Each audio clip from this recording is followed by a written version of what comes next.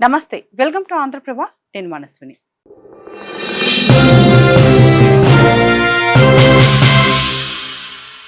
ఒక తల్లి కళ్ళల్లో ఇంకా ఆశ ఉంది. ఒక గ్రామం మొత్తం ఇంకా ఎదురు చూస్తోంది. వందలాది మంది పోలీసులు వెతుకుతున్నారు. డ్రోన్లు ఎగురుతున్నాయి, కెమెరాలు తిరుగుతున్నాయి, అడవిని జల్లెడ పడుతున్నారు. కానీ 11 రోజులుగా 2 ఏళ్ల చిన్నారి జ్ఞానేశ్వరి ఎక్కడుంది? ఆమెను ఎవరైనా తీసుకెళ్లారా?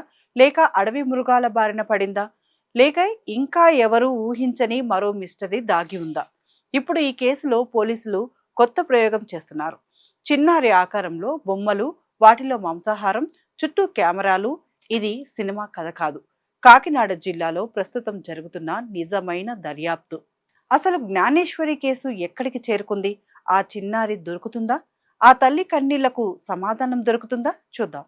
కాకినాడ జిల్లా తుని మండలం సిహెచ్ అగ్రహారం గ్రామం. ఎప్పటిలాగే ఆడుకుంటున్న 2 ఏళ్ల జ్ఞానేశ్వరి ఒక్కసారిగా కనిపించకుండా పోయింది. కొన్ని నిమిషాల తర్వాత కుటుంబ సభ్యులు వెతకటం మొదలుపెట్టారు. నిమిషాలు గంటలయ్యాయి, గంటలు రోజులయ్యాయి, రోజులు 11 రోజులయ్యాయి. కానీ జ్ఞానేశ్వరి మాత్రం కనిపించడం లేదు. పాప కోసం భారీ ఎత్తున గాలింపు చర్యలు చేపట్టారు. స్థానిక పోలీసులు, ఎన్డీఆర్ఎఫ్ బృందాలు, అటవీ శాఖ అధికారులు, ప్రత్యేక దర్యాప్తు బృందాలు అందరూ రంగంలోకి దిగారు. తోటలు, పొదలు, కొండలు, గుట్టలు, లోయలు అన్నీ జల్లెడ పట్టారు. థర్మల్ డ్రోన్లు వినియోగించారు. నైట్ విజన్ కెమెరాలు ఏర్పాటు చేశారు. కానీ ఒక్క ఆధారం కూడా లభించడం లేదు. దర్యాప్తులో 2 ప్రధాన కోణాలు ముందుకు వచ్చాయి. మొదటిది, ఎవరైనా చిన్నారిని కిడ్నాప్ చేశారా? రెండోది, అడవి జంతువులు లాక్కెళ్లాయా? ఈ 2 అనుమానాలపై పోలీసులు సమాంతరంగా దర్యాప్తు చేస్తున్నారు. సీసీటీవీ ఫుటేజ్లు పరిశీలిస్తున్నారు. ఫోన్ కాల్ డేటాను విశ్లేషిస్తున్నారు. గ్రామస్తులను విచారిస్తున్నారు. అయినా మిస్టరీ మాత్రం అలాగే ఉంది.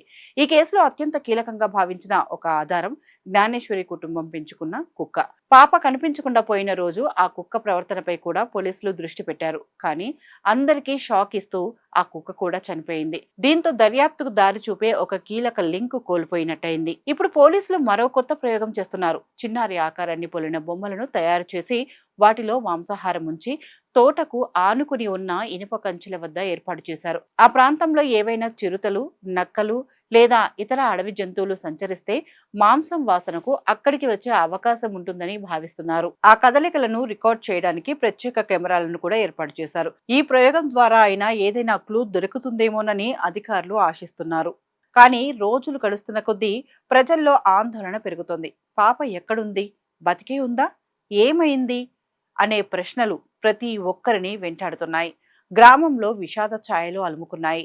ఒకసారి ఆ తల్లి మనసు ఊహించండి. 11 రోజులుగా ప్రతి అడుగులో, ప్రతి శబ్దంలో, ప్రతి ఫోన్ కాల్లో నా పాప దొరికిందేమో అని ఎదురు చూస్తోంది. ప్రతి సైరన్ శబ్దం వినిపించినా, ప్రతి వాహనం ఇంటి ముందు ఆగినా ఆమె కళ్ళల్లో ఒక ఆశ మెరుస్తోంది. కానీ ఆ ఆశకు ఇంకా సమాధానం రాలేదు. జ్ఞానేశ్వరి కేసు ఇప్పుడు ఆంధ్రప్రదేశ్ మొత్తాన్ని కలవరపెడుతోంది. వందలాది మంది సిబ్బంది గాలిస్తున్నా, అత్యాధునిక సాంకేతికత వినియోగిస్తున్నా ఇప్పటికీ చిన్నారి జాడ దొరకలేదు. అసలు జ్ఞానేశ్వరి ఎక్కడుంది? ఈ మిస్టరీని పోలీసులు ఛేదించగలరా? ఆ తల్లి కన్నీళ్లకు సమాధానం దొరుకుతుందా? ఆంధ్రప్రదేశ్ ప్రభుత్వం ఈ కేసులో బ్రేక్ త్రూ సాధించగలదా అనే ప్రశ్నలకు సమాధానం కోసం రాష్ట్రం మొత్తం ఎదురు చూస్తోంది.